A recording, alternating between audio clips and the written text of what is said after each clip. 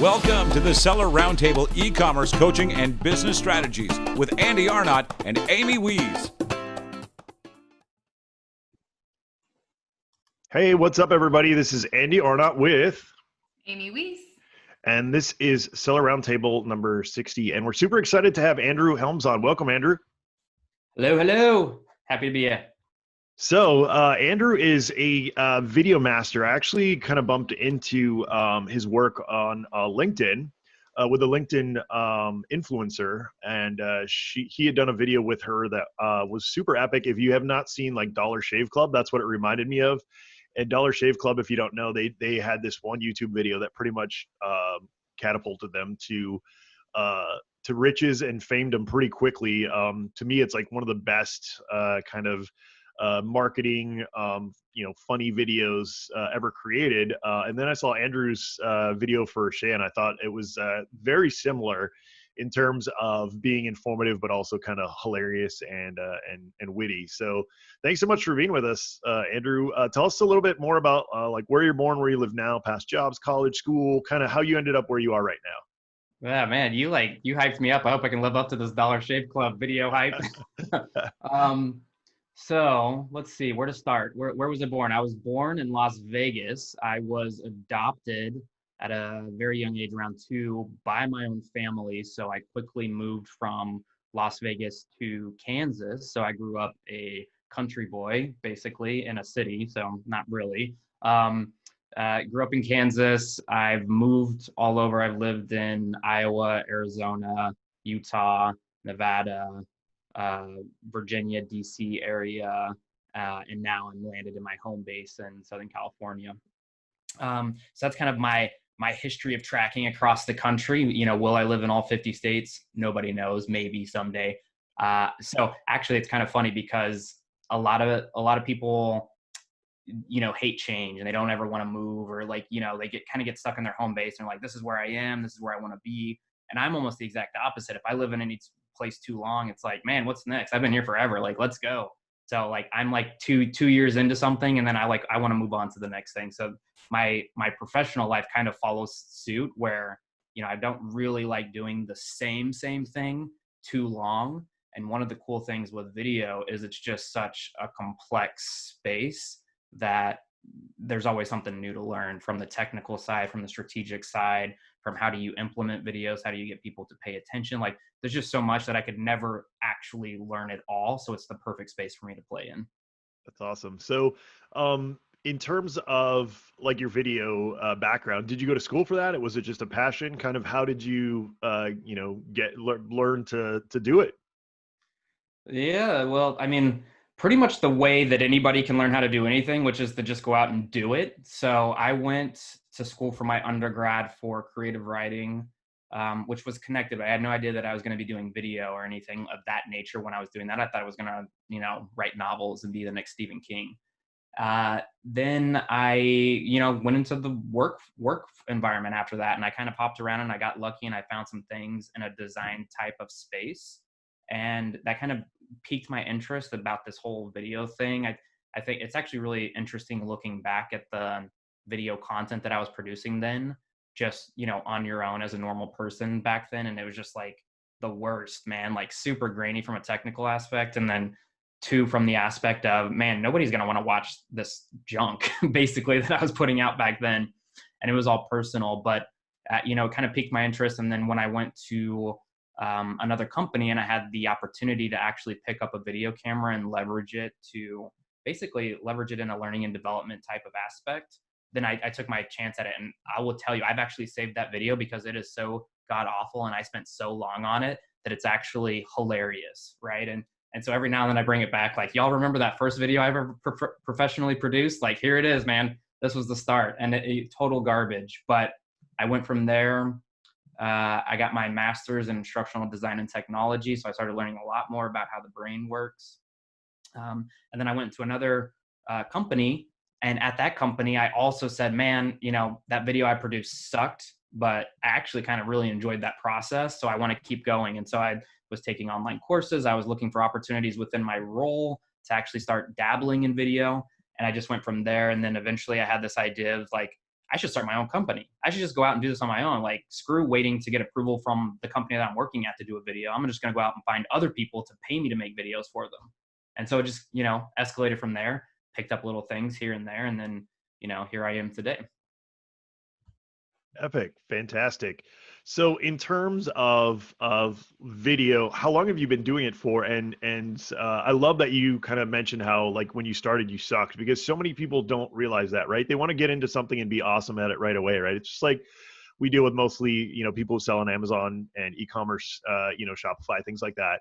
And, people always give up so early on because they fail, right? And they fail, and then they're like, oh, this is too hard, or I don't know how to do this, and things like that, where I don't know if you've ever seen the picture, but it's like the guy digging, the cartoon of the guy digging, and one guy like keeps digging and he hits this huge thing of gems, and then the other guy's digging and he's like a foot from it, but then he gives up. Like, that's kind of what I feel like there's, in terms of, e-commerce and kind of anything that you're doing. So, like, how did you get past being sucky? Yeah, I mean, it's an interesting perspective. I mean, I would even take that analogy further to say sometimes you're digging in one direction. It doesn't mean that you should stop digging because you're not finding anything in this direction, but maybe you change directions or you pivot just a little bit and you start digging in a new direction, right? And that's how I feel like everybody's life, everybody's career goes, whether they realize it or not. It's when you get to the end and you see where you're at, that you can actually start to look back and say, man, that very first thing I ever did out of college helps me to do what I do today as, a massive multimillionaire CEO of my own company, right? All of this builds up to make you able to do whatever it is that you need to do or that you want to do with your life. So I always approach things that, even if you hit a stumbling block or a roadblock, if you keep persevering in whatever direction you decide to persevere from there on out, you're going to get to the place where things make sense and they work for you. Yeah, getting absolutely. interrupted by my door. But yeah, no worries. It's exactly what happened to me. I mean, I was laid off right out of college. It was a crazy story. Right out of college, I was working at a sound studio. So actually, this was my first foray into multimedia development, and I was being taught audio engineering. So I was mixing and mastering commercials for like Victoria's Secret and things like that, where these would be like training videos, but they made them in English, and now they got to share them with their French companies. And so we had to dub over French and put it out there and do that kind of thing. So I was working here, great experience, my first really professional job, but it wasn't paying the bills. And now that I had this bachelor's degree, I was like, yeah, I'm going to go out and make some real money now. So I'm applying for everything. So I don't really know what I'm going to do with this creative writing degree, right? Like, everybody's like, creative writing, you're dumb. You're never going to make money doing it. I make more money than anybody that I know anywhere in my entire life right now out of my friends with my creative writing degree. So it's all about following your passions and things like that, and it'll work out. But I applied for 2 jobs. One job I got almost immediately. I go in, I'm working there for 3 days. This other job that I actually wanted a lot more, that I didn't think I was going to get, calls me in 3 days into my new job and says, we'd love to hire you. So I actually have to quit my job. That's a good job, good paying job. 3 days, worst experience ever. I'm terrible at those kind of things. Go work at this new job. I get a ton of experience, but 4 months in, the company is sold to another company. That company comes in and says, you're way too overweight here. We have to cut like half the staff. It's like, I think there's like 200 people that work there. 100 of you are gone. So I'm out, right? I've lost the first job. I've lost the second job. I'm like, oh shit, like, here we are, right? Like, life has just come at me real quick. I'm married. I've got 2 kids. I've got a 3rd kid on the way, and I'm jobless now. And I thought, like, this is the worst thing that could have happened to me. Fast forward, just, maybe a month later, I'm getting hired by this company out in DC, making like double what I was making at this company, which led me to the next company 2 years later, where I'm making double again what I was making at that company, right?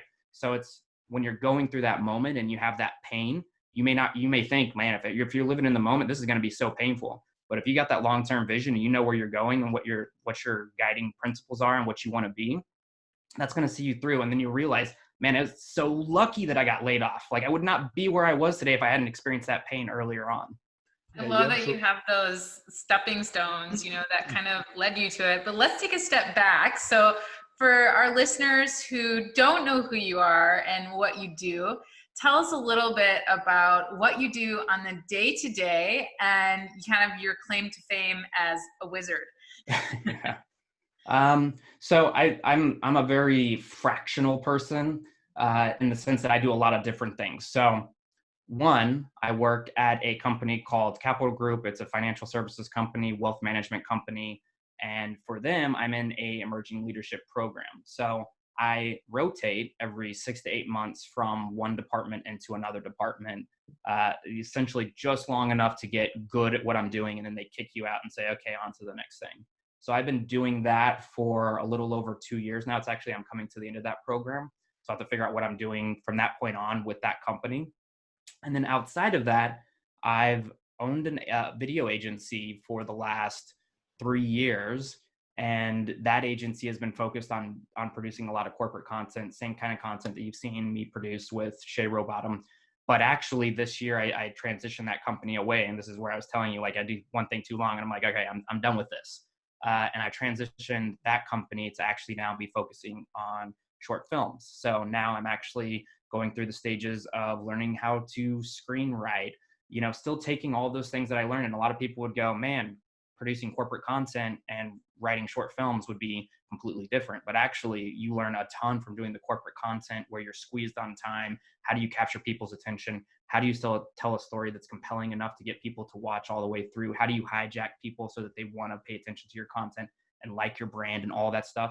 All of that feeds into how do you write a short film that people watch, right? Like, it all ends up going that direction. So that's where I'm at now. And in fact, I already know the next step after this too. I'm going to produce short films, and then I'm going to move on to feature-length films. And what's funny is, the feature-length films, acting, directing, all of that has been childhood dreams. When I was a child, I used to think I could do that all the time. High school, college, I was like, shit, this is never going to work out. I'm never going to be able to do this. I'm not going to be Steven Spielberg. There's like way too much stuff in between here. I'm just not set up to do it.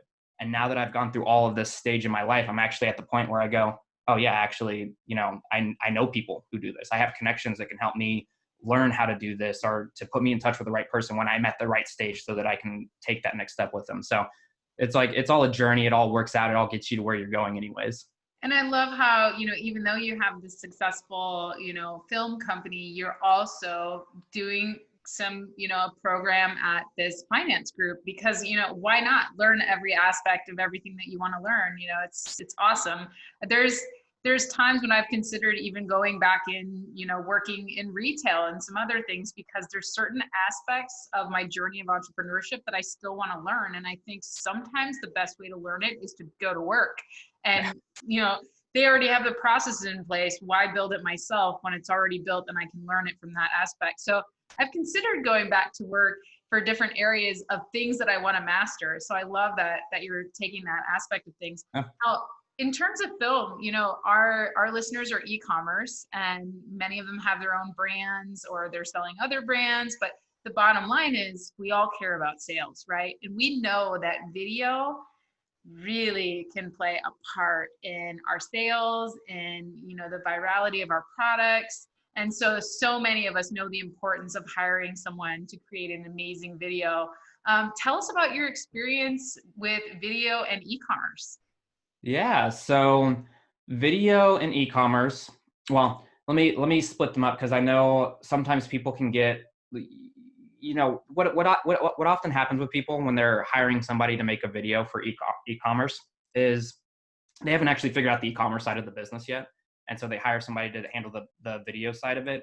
And if that person is so new that they're just taking the job because it's a job and they don't have any other options, or they've never been trained on the actual strategy of how to put together a video that hits all of these different psychological triggers that you need to hit with people when you're selling something, then it flounders, right? And so then they go, man, I spent, maybe a lot of money, maybe a little money, but it was a waste, right? It was a bust. I didn't make any money back on that. So I'm not going to do that again. I'm going to go back to some tried and true text, image, copy, stuff like that.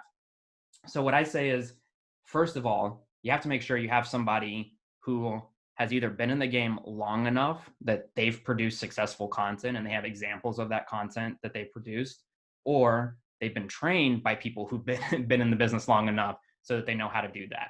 And so what you're saying is don't hire anybody from Fiverr, right?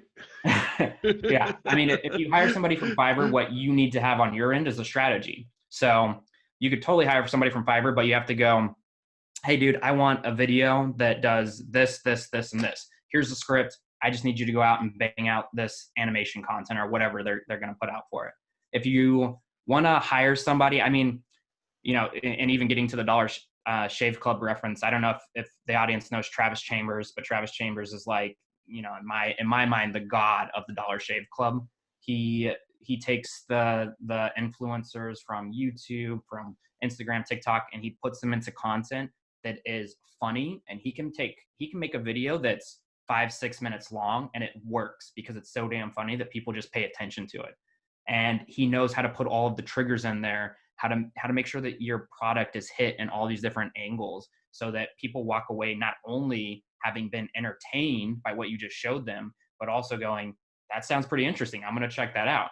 And I've bought things before from watching his videos, even though I know all of the triggers that he's putting in to make me want this product, because actually he's so good that he can pick and choose which products he's working with, right? So like, also he's tying his brand to this product to say, hey, because I'm producing this video for them, then that I've actually vetted it. I've asked all the right questions to make sure that this product is sellable and that it's not going to be a bust, because I don't want to tie my brand to something that's, false advertising, doesn't do what I think it does. So first and foremost, make sure you have the strategy. In fact, you can have the strategy with absolute crap video content and it'll work because the strategy is good. So, maybe try something out yourself first, even if you don't feel super confident in your content. This is where you can go out and find somebody on Fiverr to edit it and go out and shoot it.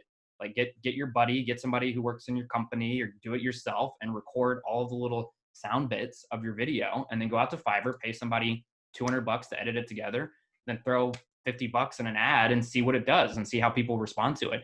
If it does really well, then pay somebody the big bucks to make the professional version that you're going to shoot out and share to the world, and then just make that money back incrementally. So there's lots of different ways to tackle it.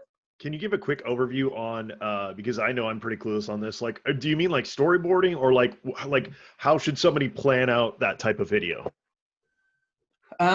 So, first and foremost, when I'm working with the client on figuring out what that video is going to be, we start going into like a deep dive into the company. So we're talking about, what is it that your company provides people that they can't get elsewhere? What is it about you that's unique?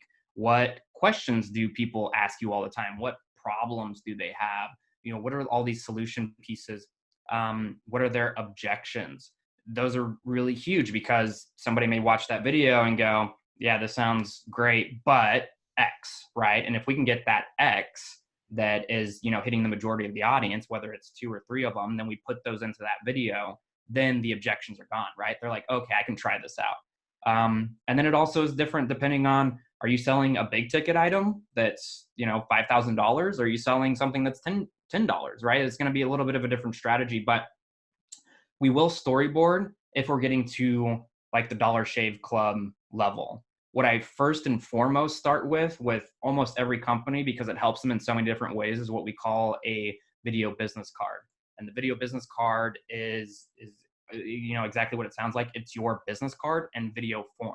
So the conversation that you would have while you were networking and talking to people, that conversation typically takes somebody 20 minutes to get through all the details. It's like who we are, why do we exist, why did I start this business, all the things that make people like you, and then what is it that you offer, how do you offer it, how is it different from other people that are offering it, and then like a call to action, like if somebody's really interested, what do they do now, right? That's your bread and butter that can be fit into so many different strategies of your content, and you see it all the time. You probably just don't recognize it. So when you see an ad on Facebook and you click over, and on that next page there's a video there, that video is basically the closer. That's your video business card. So when you make that one video, even if you do it on your own and you follow all the processes, then you can route all of your ads to a page, right? The copy on the page may change depending on what the product is, but this piece stays the same. So you're basically building one video that works for you forever. And I mean, they usually last 2 to 3 years until your business is kind of evolving or changing for whatever reason, and then you need to update it. But beyond that, this one video does a lot of work for you. So that's the one I always start people with. And then you can even route like your text and your image ads to this video, see how this video converts, make sure that this video is converting. Then once it is, then you can start spending big bucks on ads that go out and pull people into your funnel, basically. Yeah, that's awesome. I love how you just ended with funnel, because I was just about to say the book that I recently listened to that I got a lot of value out of was Russell Brunson's Expert Secrets. Like, he talks a ton about how when he does his webinars and things, he throws all it, like, they literally sit there every time they do the webinar. After the webinar, they like take an inventory of objections that people have got, given them in the chat, or they come up with their own, and then they go and redo it over and over again, and they do it for like a year, like the same webinar for a year, but then they iterate on it and throw in every single objection, everything that they've come up with as they do it. So by the end, there's literally, like you said, it's like the Dollar Shave Club, or any of those. I think he did Squatty Potty too, right? With the unicorn pooing the rainbow and all that. Like, so by the time you watch that video or that webinar or whatever, like, there's literally nothing. There's no roadblocks for you to buy whatever is being sold, right? I absolutely love that. And getting into the mindset of that is all very interesting stuff. Yeah. I mean, it all plays in it. And when you do that exercise, I've read that same book. And when you do that exercise to go through and say, okay, what are my objections? And you start being honest with yourself. And a lot of times people aren't honest with themselves. So if I do that deep dive conversation, I could ask those same questions in an online form. And I do it all the time. Actually, I'll do the form first. They'll give me kind of like these, what I call bullshit responses. It's what they would tell people if they had 2 seconds to tell somebody something. So that it might be, my objection is this product's too expensive. Well, this product is actually not expensive if you think about the fact that, this other company has a product and their product is 2 times as expensive. That's like the surface level thing, right? Like, people aren't going to care or respond to this. What they really want to know is, why is this so damn valuable? Why is this the thing I should buy and not that other thing? And if you can't prove that this is valuable, maybe I'll spend 2 times the money because this guy has, right? And so it's like really diving in. So if you go through an exercise of reading something like Expert Secrets, and you force yourself to go through and say, okay, what are my objections? How do I answer this objection? Not only are you helping yourself if you ever get into a live conversation with somebody and they have that objection, and giving yourself the ammunition basically to be able to respond to it, but you're also designing your content better. And if you get into a conversation with somebody who runs video ads, they'll be able to ask you these questions and you'll be able to respond and give them really good information, so that when they design the video for you, they answer those objections, and there's no reason it shouldn't work, right? If it works without the video, then the video is just amplifying it. And that's what somebody who's really good at the video strategy is looking for. They're looking for a company, somebody who's already figured out the strategy piece on how to sell this thing, because then what they do is they know how to make the video sell it even better, bigger, more. Something that we teach in, listing optimization when we're teaching copywriting is problem, solution, what does their life look like now with your product in it, right? And if you can communicate that better than your competitors, you don't spend the time explaining why your competitors are less. You spend the time focusing them on why they need to buy this product and creating doubt in their mind about your competitors, right? When they move on to that next product listing on Amazon, you want them going, wait, but this one doesn't have the thing that meets the need that this other one did, so many people just skip that in their photos and their videos. They skip it, they do these boring photos that don't have any, any explainer in them, any feeling. Buying is such a psychological process. And it's so interesting when you see people change out their photos to explain that problem, solution, what does their life look like now? When they change out their photos, their conversions immediately increase, no matter the text. It's really, really awesome, something to see. So along that line, if you have to do a short video, right? A short video that is going to sell your product. Like on Amazon, we're not going to put a 20-minute video out there, right? I love the business calling card because I think it's so important to build your brand off of Amazon. But what would you recommend in terms of somebody making a short video for a product, for example, on Amazon, where we're trying to get them to buy by watching this video? Yeah. So I'll disclaimer by saying I've never made a video for Amazon. So this is all just off the top of my head and may not actually be the best thing. So take it with a grain of salt. But what I would do is I would design a customer persona that is my best customer. Like if I, and I don't know how you would get this information if you're just selling online, but some sort of polling, or you're going on online, or you're even going to some sort of networking event and asking people about this type of stuff. But figuring out who is most likely to buy this product. We do this exercise with people, and we usually do this more on the high ticket items. So this is where I'm like grain of salt. I don't know how applicable this is to Amazon, but what we do is we say, who do you never want to work with? Who are your worst clients? Like if you actually buy them, they're the ones, coming back on Amazon to leave negative reviews because. Yeah. And that's the thing I was going to say. We don't necessarily have customer information per se, but we do get reviews that tell us. We get Q&As on our listings, and we get reviews that tell us who that person is and why they bought this product and why they love it. And then we get the bad reviews that, are just like dumb, but exactly. So we have that to go off of. So I love that best customer, the one that leaves the good reviews that says, oh, I love this. I use it for this. I use it for that. Right. Yeah, exactly. And so I would say, okay, we don't want to attract this customer anymore, the ones that are leaving the bad reviews. So let's figure out what that is and not put that into the video, right? Like we don't want to attract that person to buy this product.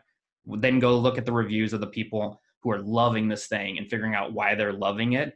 And then design your quick video based on how much ever time you have to really promote the top 1, 2, 3 things, whatever you can get into your time frame of your video that says, these things are amazing. Come check this out, right? That's what I would do. I would focus on what do people love about this, and let's just blast the love out there and get those people to buy.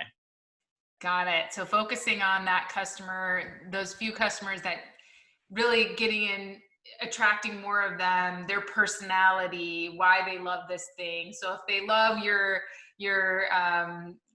balloons for, birthday parties for kids, then, your persona is the mom who's, so happy throwing that birthday party, and you want to kind of attract that. You don't want to attract the one who's like, oh, this is too expensive or this is stupid, right? Right. It's more about like selling the experience that they're going to have with this product. Exactly. I mean, and you can do that in the photo, text, or video, but going into that world. And that's why it's really awesome when you have a customer persona, and even if you build that out. So, I mean, say you're selling something and you notice that there are a lot of people in the comments, and you would call them, collectively like soccer moms or something, right? So then I would build that into the video. I would show somebody who is living that persona of being the soccer mom, taking their kids to and from these different events, and make the video from their perspective so that the person watching it goes, oh, that's me. I'm going to love this product, right? That's what I would do. That's amazing. That's really great feedback. And I think that a video like that would actually do quite well on Amazon because we see a lot of like unboxing kind of videos, but I think if you were to take it more from the perspective of a persona, that would be really, really valuable. Thanks for tuning in to part 1 of this episode. Join us every Tuesday at 1 p.m. Pacific Standard Time for live Q&A and bonus content after the recording at sellerroundtable.com. Sponsored by the ultimate software tool for Amazon sales and growth, sellerseo.com and amazingathome.com.